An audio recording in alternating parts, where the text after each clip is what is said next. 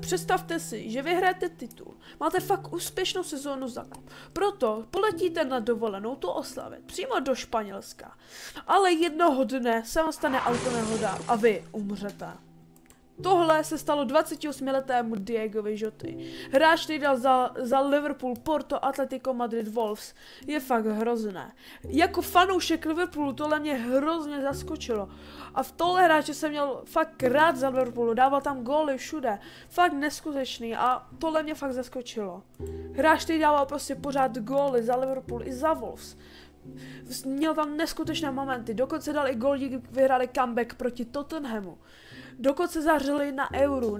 Tohle video je celkem krátké, není to zase takový dokument, ale chtěl bych o tom pár promluvit, protože hráč, který se narodil 1996 v Portu, za který pak hrál, umřel v roce 2025 na autonehodu.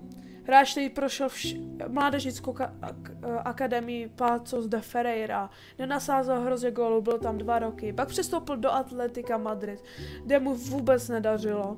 Pak přestoupil do Porta, kde už konečně se mu něco povedlo. Při takovéhle sezóně šel do Wolves, do Premier League, kde už naprosto zářil a byl tam taky taková menší legenda. A pak skončil v Liverpoolu, kde byl 5 let a hrozně moc se mu tam dařilo. A pak se stalo tohle. Samozřejmě hrali za národě, kde se mu taky dařilo. Ano, tohle byl příběh Diega Joty.